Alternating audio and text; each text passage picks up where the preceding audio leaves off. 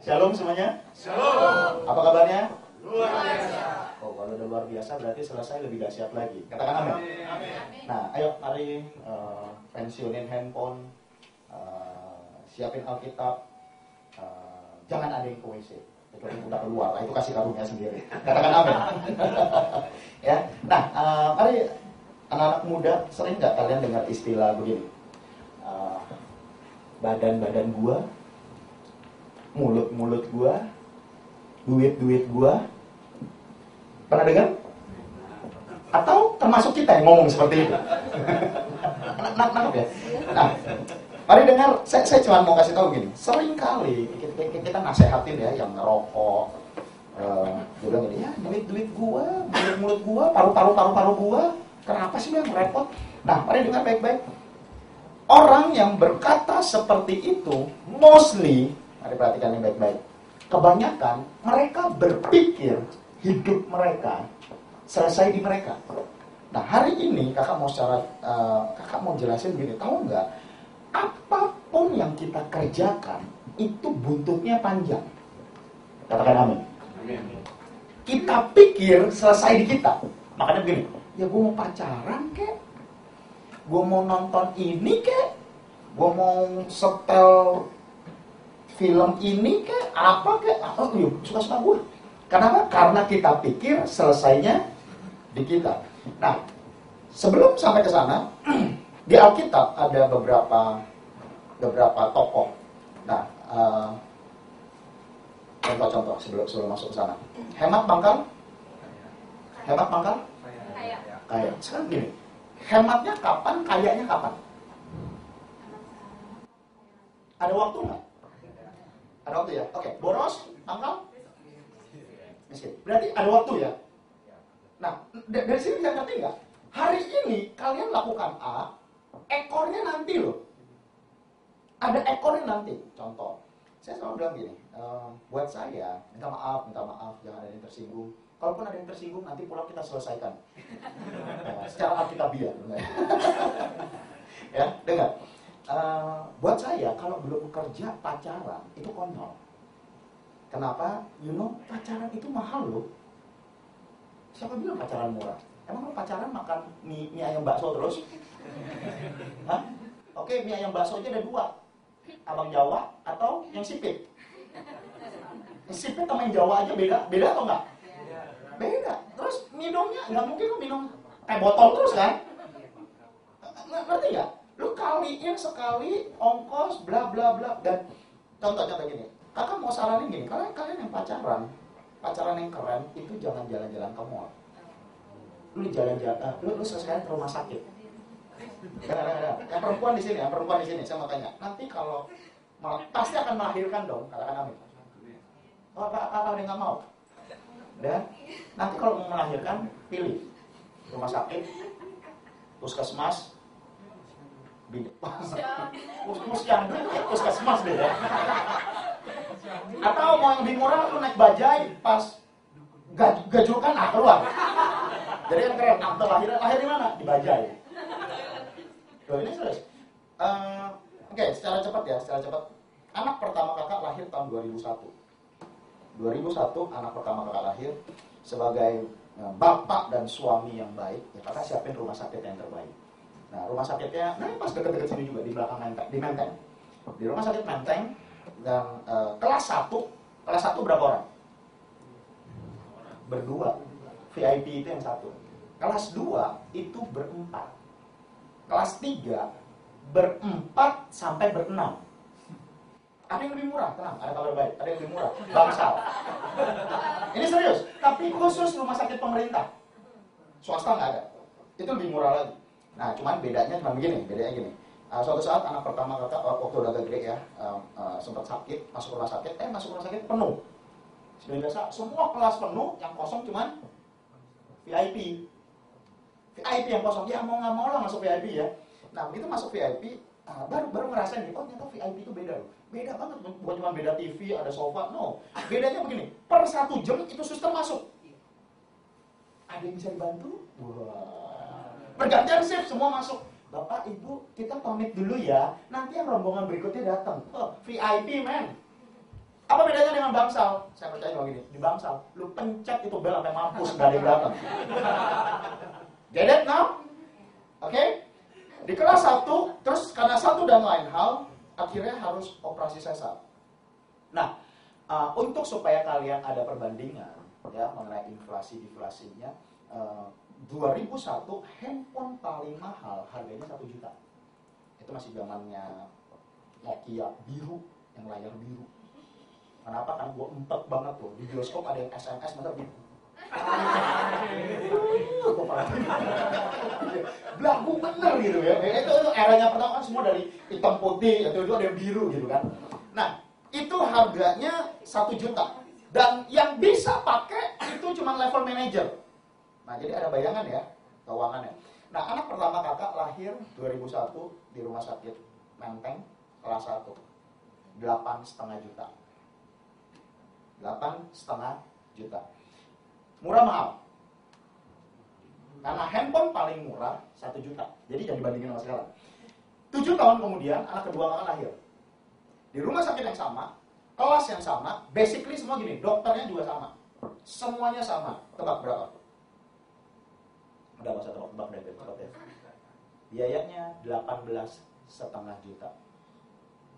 Oke, para wanita, mari lihat saya. Nanti lu melahirkan biayanya berapa?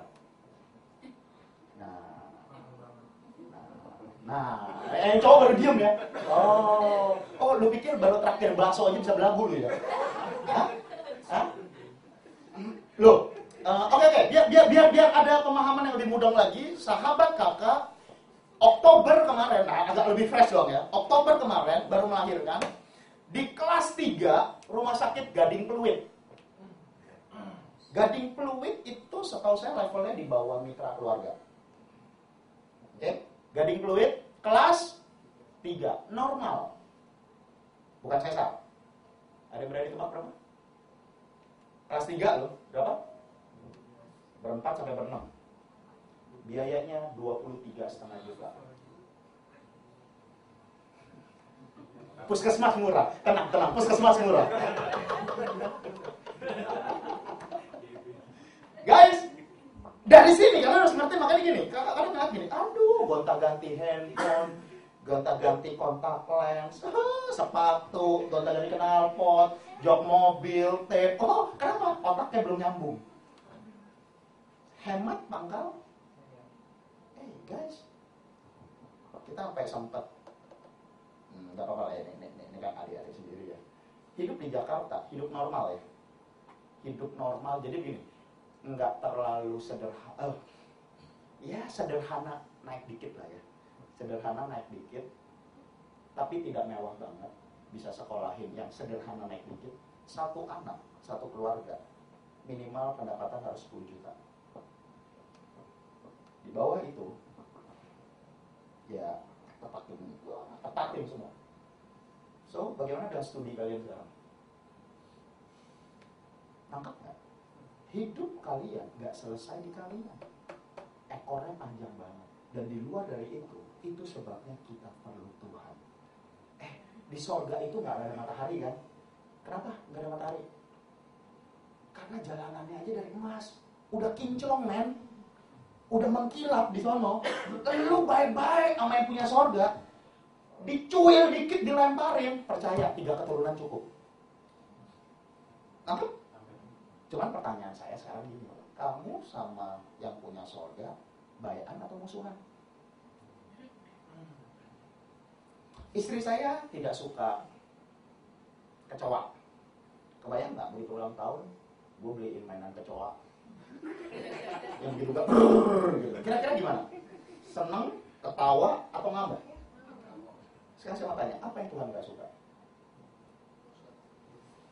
Kenapa kalian masih lakukan?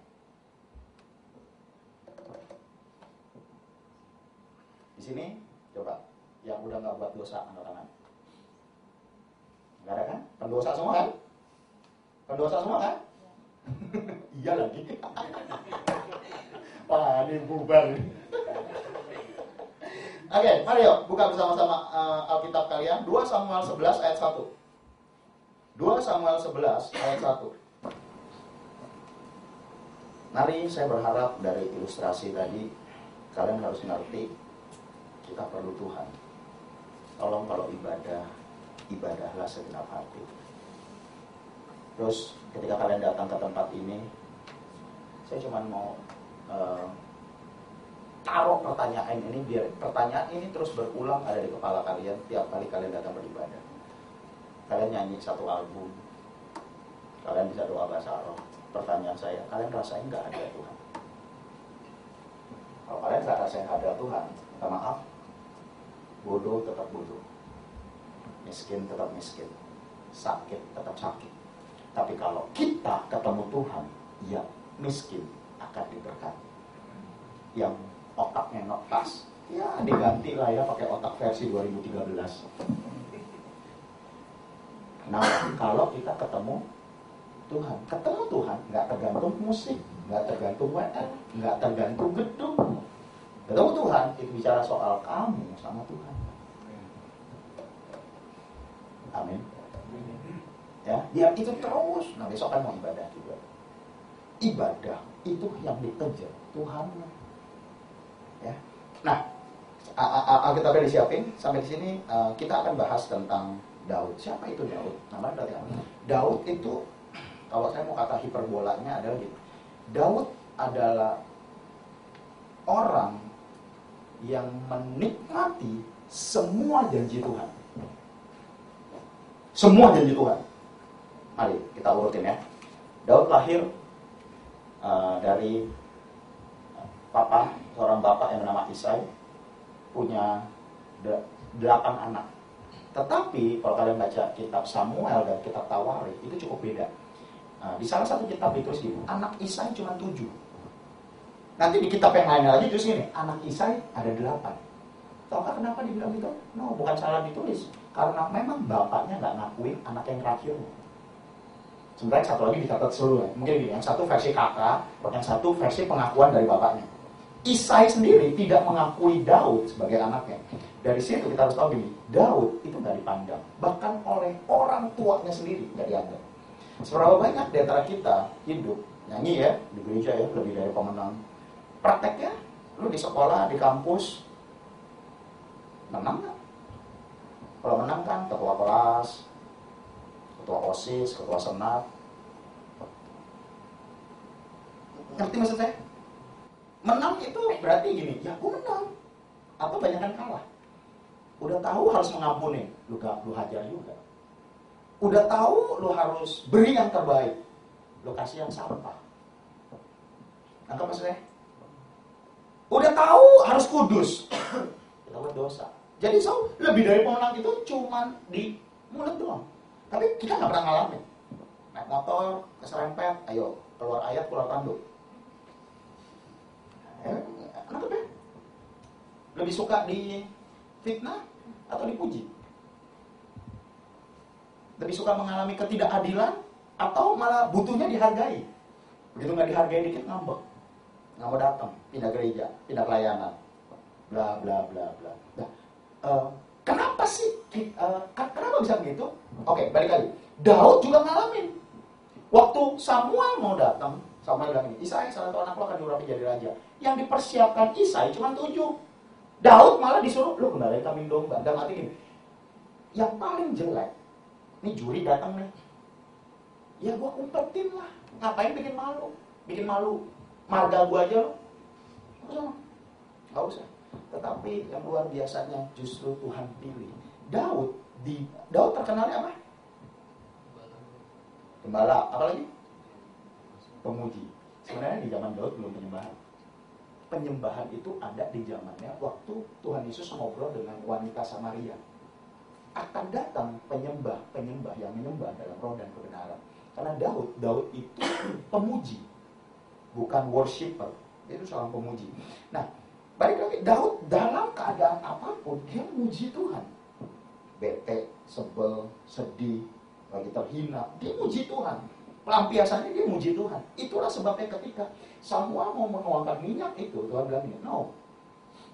Manusia lihat rupa, aku lihat hati. Tuhan gak ketemukan. Sampai Samuel bilang ini anak lu 7 gak ada nih. Anak lu cuma 7. Enggak sih, masih ada satu lagi. Sampai begitu, yang tidak diakui dan dia harus nelen ludah sendiri. Anak ketujuh, ini anak gua. Ini udah nggak ada. Ada sih. Bahkan itu sebenarnya itu sama marah, sama begini. Oke, kita nggak ada yang makan sebelum anak terakhir kamu datang. Kena strap semua tuh.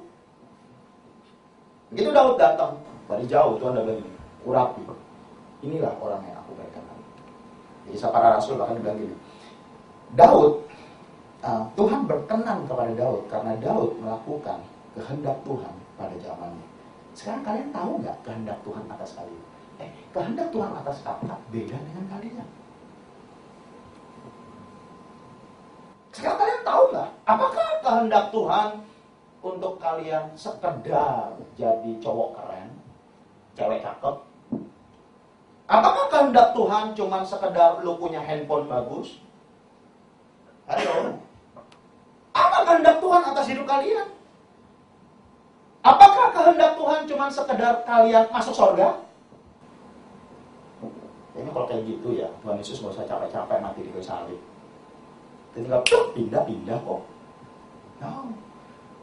Tahukah kalian salah satu kehendak Tuhan yang major aja nih, major, ya, detailnya ada di masing-masing. Majornya itu adalah gini, Tuhan mau kalian semua ngalamin apa yang Tuhan alami di dalam kemenangan, di dalam kuasa dan mujizat. Tuhan pengen di dalam kemenangan dia, dan waktu dia sembuhin orang sakit, dia pengen kita juga ngalamin. Waktu Tuhan bisa menjadi sumber hidup untuk banyak orang, Tuhan pengen setiap kalian jadi sumber hidup untuk sekolah dan kampus kalian, bahkan untuk keluarga kalian. Tapi berapa banyak yang pelayanan jago di rumah? Pause dulu deh.